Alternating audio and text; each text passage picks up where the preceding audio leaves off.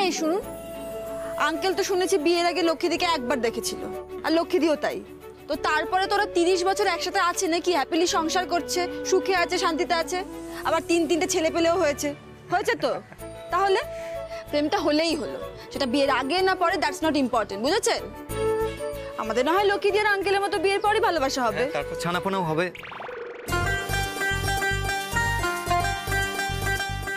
অমনি না শুরু হয়ে গেল। আপনি বলেছেন। যাই হোক, পথে আসছেন আপনি।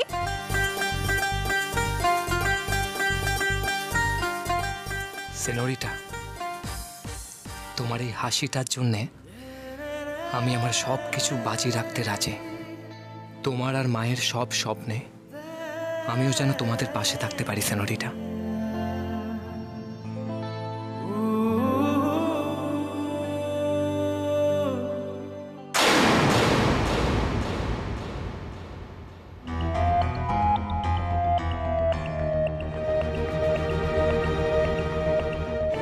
প্রত্যেক কটা দোকানে যে ব্লাস্টগুলো হয়েছে সেটা যেন মনে হয় লক্ষ্মী দাস নিজে করেছে, ইন্স্যুরেন্সের টাকা পাবে বলে। তবে কাজটা কিন্তু খুবই টাফ হবে স্যার। বলেছে অফিসার, টাফ তো হবেই। আর টাফ কাজ বলেই তো আপনি পারিশ্রমিকটাও ভালো পাবেন, বেশি করে পাবেন। কিন্তু কোনোভাবেই লক্ষ্মী দাসকে ছাড়া যাবে না, ফাঁসাতেই হবে। আর দেখতেই পাচ্ছেন তো দুলাল, হ্যাঁ, আর ওটা আমার মেয়ে। কোনোভাবেই আমার বিরুদ্ধে কোনো তথ্য যেন ওরা লক্ষ্মী দাসের হাতে না তুলতে পারে, সেটা আপনাকে এনশিওর করতে হবে। কোনোভাবেই যেন মনে না হয় আমার হাত আছে। ওকে ওকে স্যার, যান। কাজটা হয়ে যাবে, ডোন্ট ওয়ারি। তবে স্যার এই দেখুন, পেমেন্টটা যেন ক্যাশে হয়।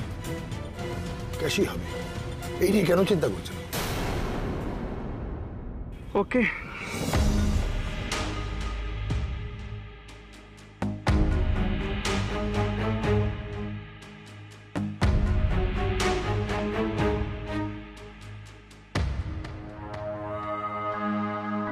লক্ষ্মী দাস, আগে বম ব্লাস্ট করে তোমার দোকানগুলো উড়িয়েছি, এবার তোমার রাতের ঘুম ওড়াবো। আমার মেয়ের বিয়ে দেবে তুমি, প্রত্যেকটা ইনসাল্টের বদলা আমি নেব, কোনোভাবেই ছাড়বো না।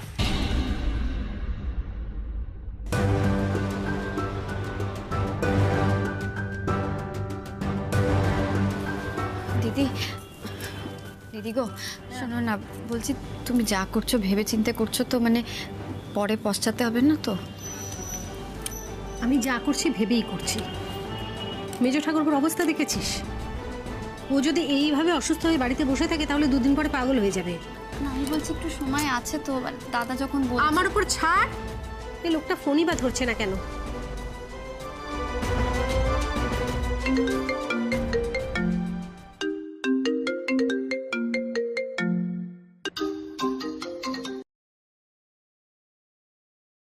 হ্যাঁ বলুন। হ্যালো দাদা, দাদা আমি লক্ষ্মী বলছি, লক্ষ্মী দাস। হ্যাঁ বলুন, কেমন আছেন? দাদা আমি খুবই দুঃখিত এবং ক্ষমা প্রার্থী। আমি অনেকগুলো দিন আপনার খোঁজ নিতে পারিনি। হংসিনীর সঙ্গে আমার কথা হয়েছিল, আর আপনাদের ওপর দিয়ে যে ঝড় গেল কি করে খোঁজ নেবেন। এনিওয়ে আমি অনেক বেটার আছি। মা লক্ষ্মীর কাছে কামনা করি আপনি খুব তাড়াতাড়ি সুস্থ হয়ে উঠুন। Thank you. ইন্স্যুরেন্সের লোক গিয়েছিল? হ্যাঁ আজকে এসেছিল। হংসিনী আর দুলাল গেছে ওনাদের নিয়ে দোকানগুলো দেখাতে। আচ্ছা বেশ। দাদা দুটো আর্জি আপনাকে জানানোর জন্য ফোন করেছিলাম। হ্যাঁ বলুন না। প্রথম আর্জিটা হলো আমার যে লক্ষ্মী ভাণ্ডার দোকানটা, ওটা না আমি বন্ধক দিতে চাই।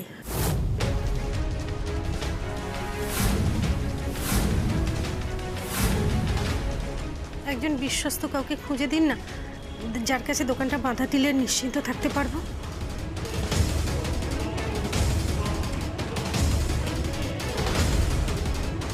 এটা দিদির পক্ষেই সম্ভব। এত ক্ষতি করতে চাইলো দিদি, তারপরও তারই অসুখে দিদি নিজের দোকান বন্ধক রাখতে চাইছে। এতটা আর্জেন্সি কিসের একটু জানতে পারি কি, যদি কিছু মনে না করেন? হ্যাঁ মানে আমার মেজো দেওরের হার্টের অপারেশন হবে তো, অনেকগুলো টাকা লাগবে, লাখ তিনেক, আর সেটা খুব তাড়াতাড়ি জোগাড় করা দরকার। এবার এত তাড়াতাড়ি তো মানে পারবো না, ওই জন্যই দোকানটা। না, লক্ষ্মীকে আটকানো আমার উচিত হবে না। লক্ষ্মী একদম সঠিক কাজ করছে। শুভ যতই যাই করুক না কেন, ও তো আমাদের আপনজন।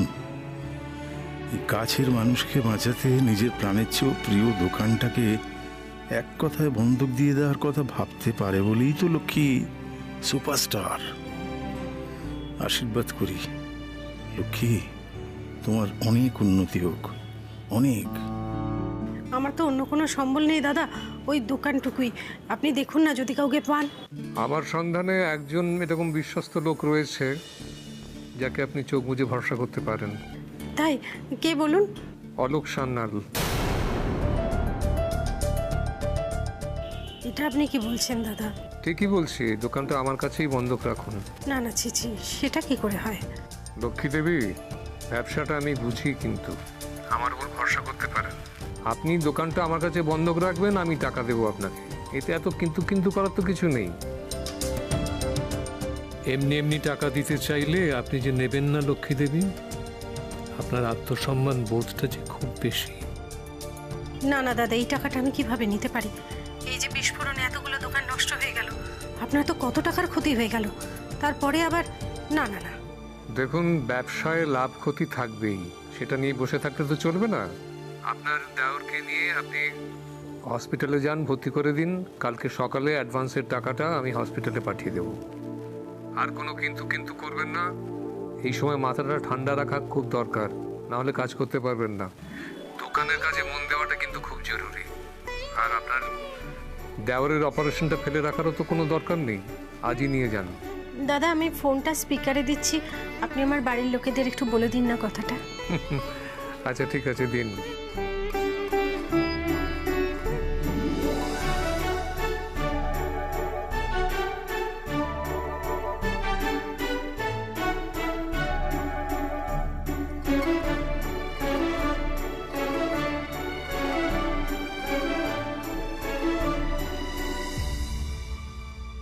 কোনো চিন্তা করবেন না, খুব তাড়াতাড়ি উনি সুস্থ হয়ে উঠবেন। এই দেখ, দেখলি তো শুভ, হ্যাঁ এই দেখ টাকার ব্যবস্থা হয়ে গেল। আর চিন্তা করিস না, সম্ভব হলে আজকেই তোকে অ্যাডমিট করে দেওয়া যাবে হাসপাতালে। হ্যাঁ, আর অপারেশনটা কালকে হয়ে গেলে তো খুবই ভালো। জয় মা লক্ষ্মী, এইভাবেই সব বিপদ থেকে তুমি সামলে দিও মা। জয় মা। প্রথম আর্জিটা তো হলো, দ্বিতীয়টা কি?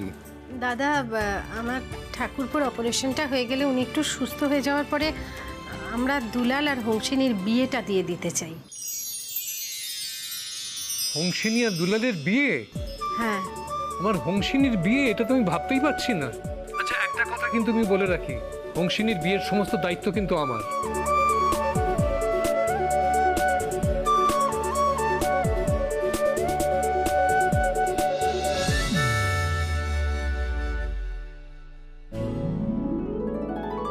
কোজাগরি, তোমার মেয়ে, তোমার ছোট্ট হংসিনীর বিয়ে কোজাগরি।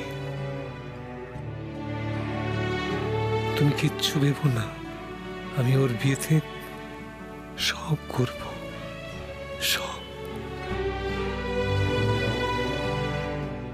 দাদা আপনি দায়িত্ব নেবেন মানে? দায়িত্ব মানে ওদের বিয়ের অনুষ্ঠানে আপনাদের পাশে, আপনাদের সঙ্গে আমি থাকতে চাই। অবশ্য যদি আপনারা আমাকে পরিবারের একজন বলে মনে করেন, না মনে করলে কিছু বলার নেই। দাদা এই আপনি কি কথা বলছেন?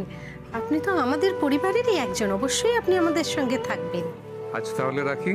হ্যাঁ হ্যাঁ দাদা, সাবধানে থাকবেন কিন্তু, হ্যাঁ শরীরের যত্ন দেবেন। ঠিক আছে ঠিক আছে, ছাড়ছি। অলোকবাবু লোকটা তো অদ্ভুত। হ্যাঁ, হংসিনীর বিয়ের খবর পেয়ে কিরম উচ্ছ্বসিত হয়ে উঠলেন, যেন এবারে নিজের মেয়ের বিয়ের খবর। অথচ ওর সঙ্গে তো আলাপ হয়েছে ধরো কয়েকদিন হলো। আমার হাস ওরকমই মেয়ে, ওকে কেউ না ভালোবেসে থাকতেই পারবে না। একটা বড় চিন্তা মাথা থেকে নেমে গেল, এখন ভালো ভালো অপারেশনটা হয়ে যাক ব্যাস। মেজো আর একদম কান্নাকাটি করবি না। হ্যাঁ দিদি, কিন্তু দিদি অলোকবাবুকে তো আমার তরফ থেকে একবার ধন্যবাদও দেওয়া হলো না, পরে কখনো একটু। আরে বাবা, সুযোগ তো পাবেই। আগে ঠাকুরপো সুস্থ হয়ে যাক, উনিও সুস্থ হন, তারপর তো উনি আসবেন, তখন জানাবি ধন্যবাদ। যা গিয়ে খাওয়ার ব্যবস্থা কর, ঠাকুরপোকে খাইয়ে দে, হসপিটালে ভর্তি করে দেবো এক্ষুনি। শুনছো, তুমি ছোড়দাকে গিয়ে বলো ঠাকুরপোকে আজই আমরা এক্ষুনি হসপিটালে ভর্তি করব, সব যেন গাড়ি টাড়ির ব্যবস্থা করে, কেমন? আচ্ছা আচ্ছা, ঠিক আছে, চিন্তা করিস না। ও মেজো ঠাকুরপো, আর চিন্তা নেই তো, সুস্থ হয়ে যাবে তুমি।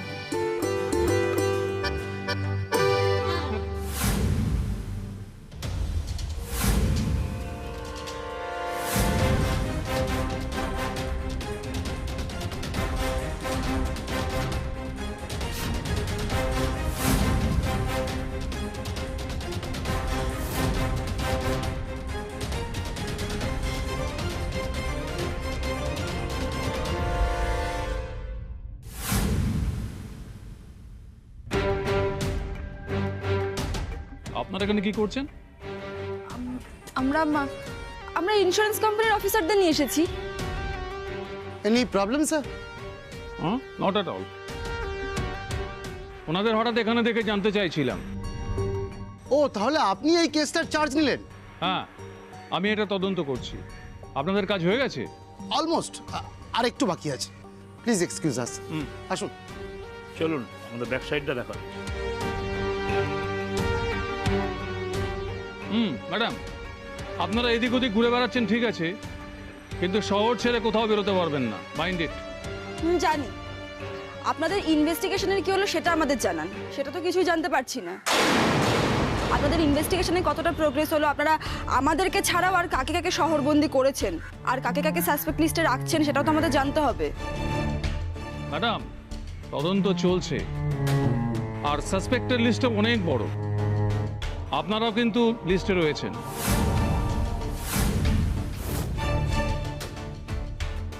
হ্যাঁ, সেটা খুব ভালো করে বুঝতে পারছি, নইলে তো আমাদেরকে বলতে না এভাবে শহর থেকে না যেতে।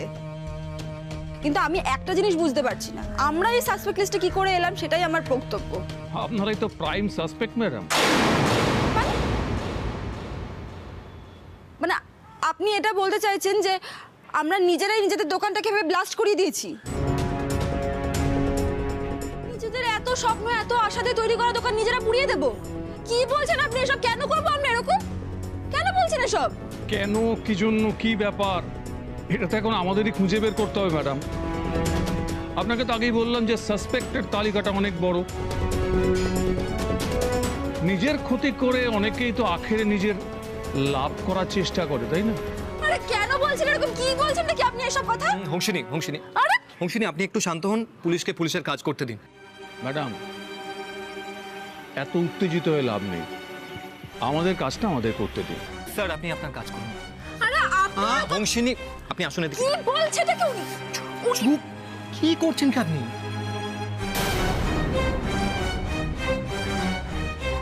দেখুন, আপনার মতো বুদ্ধিমতী মেয়ে এইভাবে পুলিশের সাথে ঝামেলা করে, এতে কোনো লাভ হবে না হংসিনী। তার চেয়ে ভালো আইনের ওপর এবং পুলিশের ওপর ভরসা রাখুন। পুলিশের ওপর আমার ভরসা আছে, কিন্তু আমার বাপির ওপর একটুকু ভরসা নেই। ওনার কাছে টাকা আছে তো উনি যা ইচ্ছা করতে পারে, যে কোনো মুহূর্তে খেলাটাকে ঘুরিয়ে দিতে পারে। আর কে কখন টাকার কাছে বিকে যায় কেউ বলতে পারে না।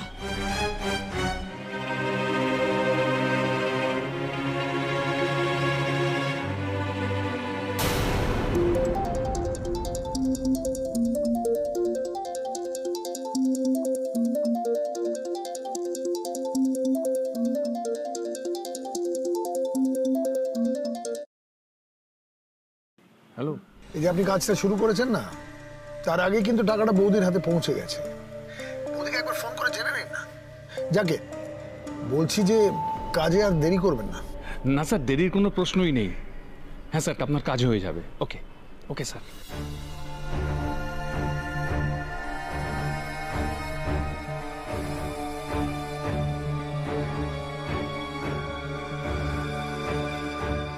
চলিয়ে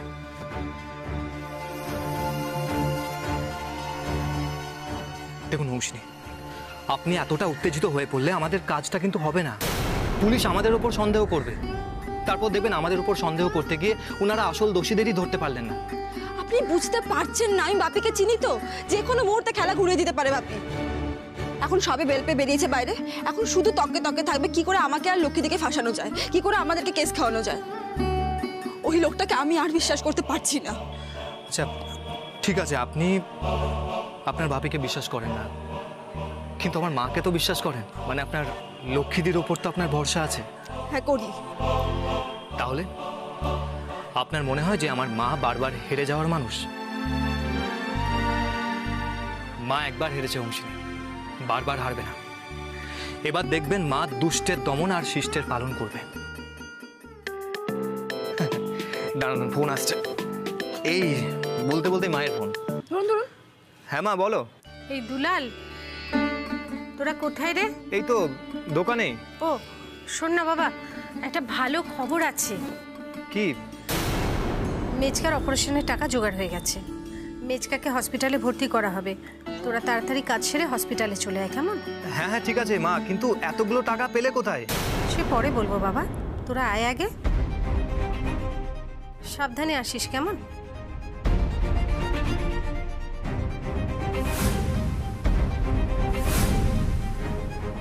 কি বললো লক্ষ্মীদি?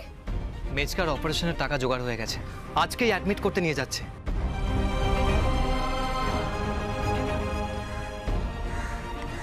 এক মিনিট এতগুলো টাকা কোথা থেকে জোগাড় হলো হুট করে?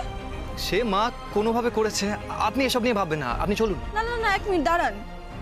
এতগুলো টাকা তো এমনি এমনি কেউ হুট করে ধার দিয়ে দেয় না। লক্ষ্মীদির দোকানটা কোনোভাবে বন্ধক দিয়ে দেয়নি তো?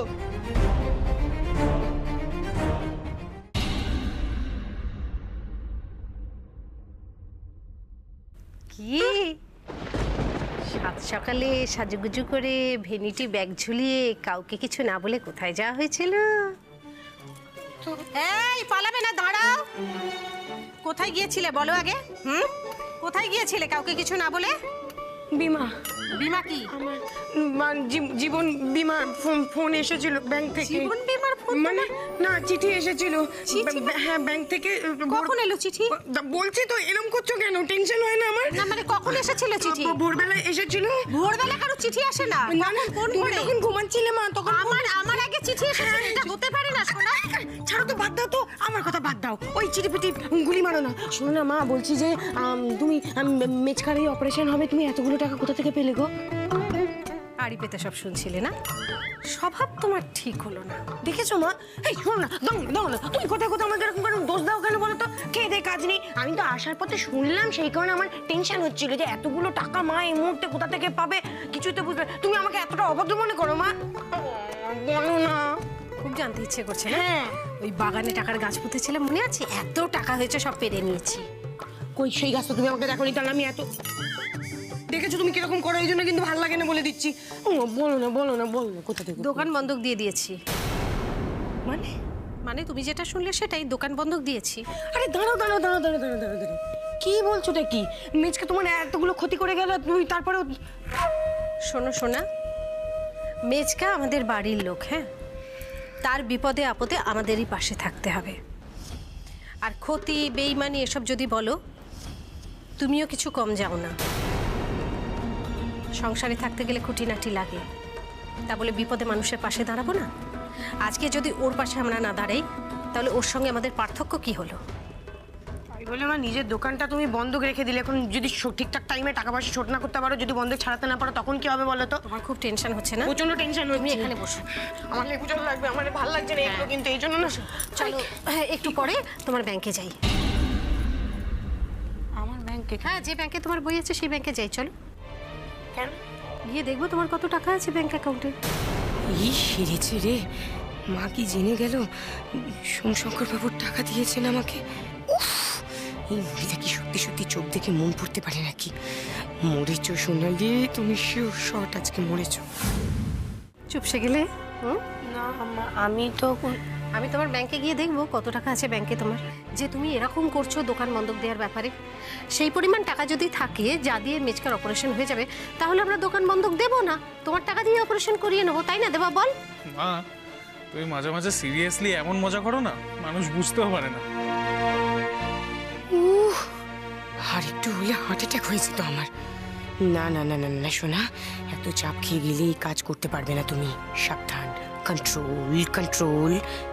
কিন্তু অ্যাকাউন্ট ব্যালেন্সটা দেখে নিলে তো আমি সত্যি সত্যি শেষ হয়ে যাব। তোর বাবা সোনার অ্যাকাউন্টে তো পড়েই আছে 1200 টাকা, ও নাকি অপারেশনের টাকা দেবে।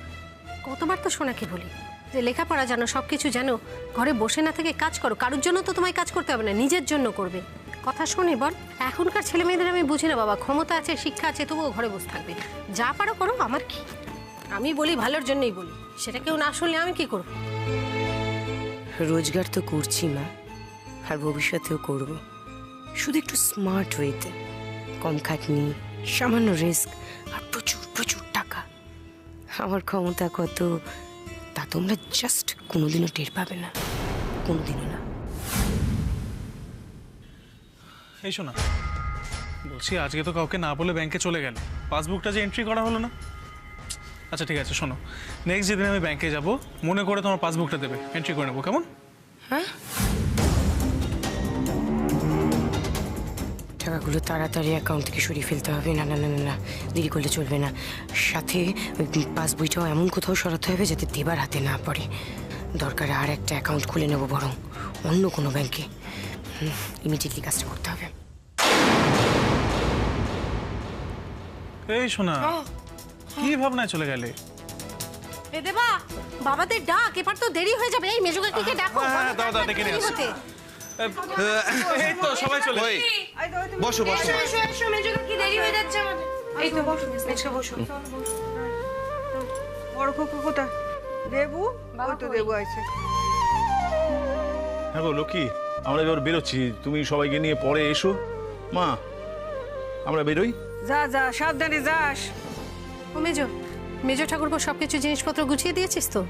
হ্যাঁ দিদি, মানে সবই গুছিয়েছি, কিন্তু তোমার দেওয়ার বললো যে জামা কাপড় ওরাই দেবে, জামা কাপড় আর লাগবে না। ঠিক আছে ছোটদা, তুই আর দাদা গিয়ে টাকা পয়সার ব্যাপারটা দেখে নিস। হ্যাঁ গো, শুনছো? তুমি কিন্তু টাকা পয়সার ব্যাপারটা দেখে দিও, কেমন? ঠিক আছে। দিদিকে একটা ধন্যবাদ তো জানাও। এসব আবার কি কথা বলছিস? রিনা ঠিকই বলেছে বৌদি, সম্ভব হলে তোমার এই ঋণ আমি একসময় শোধ করে দেবো। তুমি সুস্থ হয়ে বাড়ি ফেরো, আমার আর কিচ্ছু চাই না।